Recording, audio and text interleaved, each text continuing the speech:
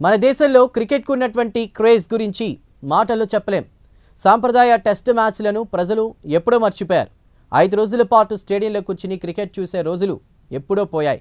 అటు తర్వాత వచ్చిన వన్డే ఇంటర్నేషనల్ అంటే 50 ఓవర్ల గేమ్ కాస్త ఆసక్తిగా కనిపించినా ప్రస్తుతం క్రికెట్ అంతా కూడా ఇండియన్ ప్రీమియర్ లీగ్ హవా, ఐపీఎల్ హవా కనిపిస్తోంది.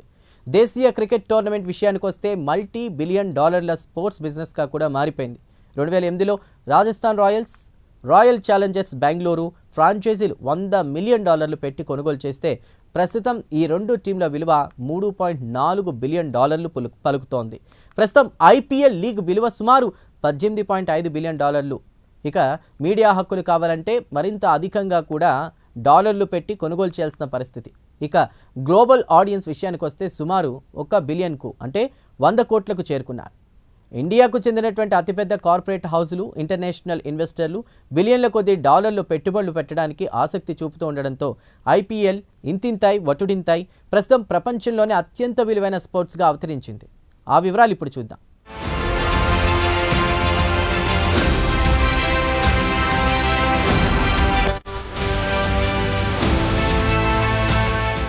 మన ఇండియాలో క్రికెట్కున్న క్రేజ్ గురించి ప్రత్యేకంగా చెప్పాల్సిన పని లేదు. ఐపీఎల్ క్రికెట్ మ్యాచ్లు ప్రారంభం అయ్యాయంటే పండగ వాతావరణం నెలకొంటుంది. ప్రస్తుతం క్రికెట్ అతిపెద్ద వ్యాపారంగా మారిపోయింది. బిలియన్ల కొద్దీ డాలర్లు పెట్టి టీంలను కొనుగోలు చేయడానికి ఇండియాలోని అతిపెద్ద బిజినెస్ హౌస్లు ఆసక్తి చూపుతున్నాయంటే వాటికున్న క్రేజ్ ఎంతో తేలిగ్గానే ఊహించుకోవచ్చు. $1 మిలియన్ పలుకుతున్న టీంలు ప్రస్తుతం $1 బిలియన్ చేరుకున్నాయి. ఇక మన దేశంలోని సంపన్నులో ఒక టీం కొనుగోలు చేశారంటే అదో స్టేటస్ సింబల్.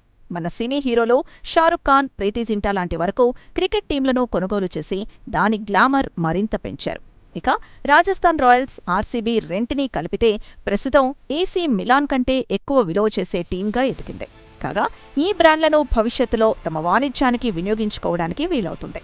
అయితే ఇండియా ఇంకా ఆ స్థాయికి మాత్రం ఎదగలేదు. రాజస్థాన్ రాయల్స్ కి టెక్ దిగ్గజం వ్యాపారవేత్త కల్ సోమానీ నేతృత్వంలోని కన్సార్టియం $1.63 బిలియన్ విక్రయించారు. ఇక ఏసీ మిలాన్ విషయానికొస్తే ప్రపంచంలోనే అతిపెద్ద ఫుట్బాల్ దిగ్గజం తన ఖాతాలో యూరోపియన్ కప్తో పాటు యూఈఎఫ్ఏ ఛాంపియన్స్ లీగ్ను 7 సార్లు గెలిచింది. రియల్ మాడ్రిడ్ తర్వాత అతిపెద్ద ఫుట్బాల్ ఛాంప్ ఈ క్లబ్ని జూన్ 2022లో రెడ్ బర్డ్ క్యాపిటల్ పార్ట్నర్స్కు విక్రయించినప్పుడు దీని విలువ కేవలం $1.32 బిలియన్ మాత్రమే. అయితే Chelsea football క్లబ్కు టాడ్ Boehly clear lake చెల్లించి డబ్బుతో పోల్చుకుంటే 4వ వంతు కన్నా ఈ మొత్తం చాలా తక్కువే. చెల్సియాతో పోల్చుకుంటే మిలాన్ క్లబ్ తేలిపోవాల్సిందే. అయితే ఈ వారం ప్రారంభంలో రాజస్థాన్ రాయల్స్ లేదా ఆర్ఆర్ని టెక్ దిగ్గజం కంపెనీ యజమాని కాల్ సోమానీ కన్సార్టియానికి $1.63 బిలియన్ విక్రయించారు.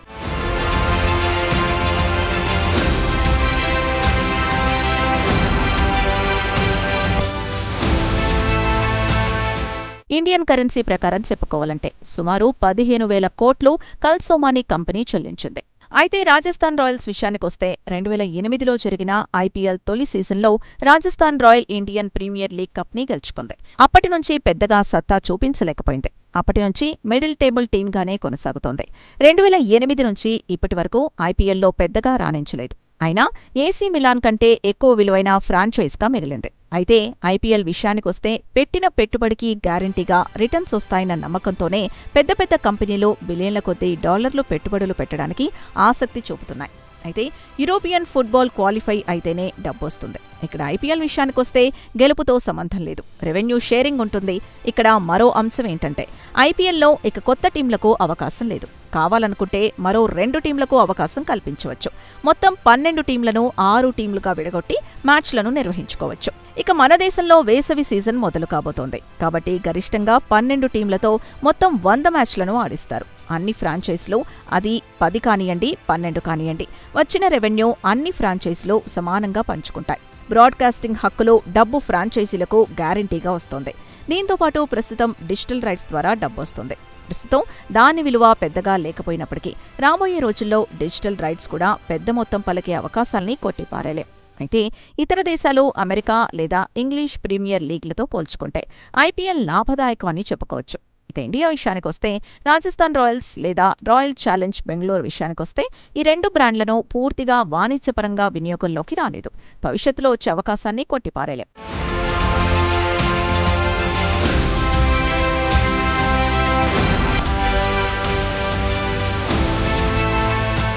అదే అమెరికా క్రీడల విషయానికొస్తే అక్కడి ఒక క్లబ్ అభిమాని అయితే టీం టీషర్ట్ల నుంచి జ్ఞాపికల వరకు అన్నీ కొనుగోలు చేయడానికి ఆసక్తి చూపుతారు. అదే ఇండియా విషయానికొస్తే అమెరికాతో పోల్చుకుంటే ఇంకా ప్రారంభ దశలోనే ఉన్నాం. కానీ భవిష్యత్తులో ఫ్యాన్స్ పలానా బ్రాండ్కు చెందిన వస్తువు కొనుగోలు చేయడానికి ఆసక్తి చూపుతారు. కాబట్టి బిజినెస్ హౌస్లో ఫ్రాంచైజీలను బిలియన్ల కొద్దీ డాలర్లు పెట్టుబడులు పెట్టి కొంటున్నారు.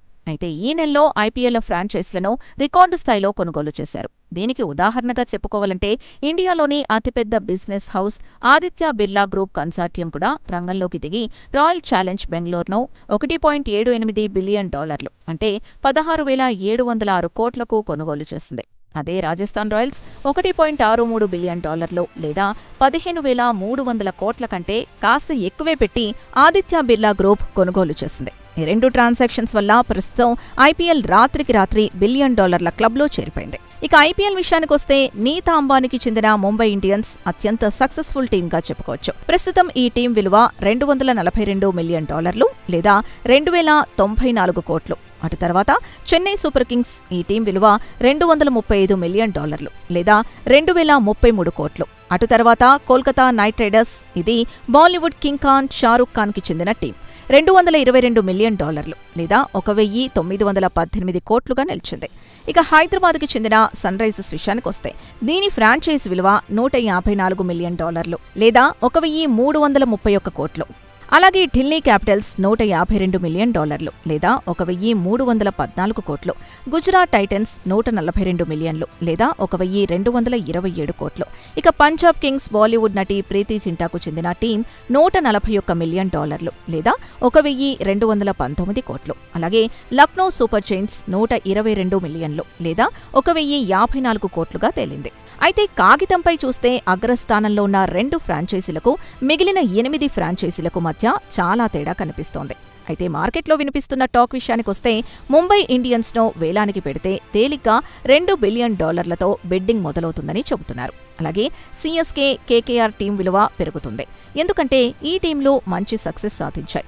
అలాగే ఫ్యాన్ బేస్ కూడా బాగా పెరగడమే కారణమని చెబుతున్నారు.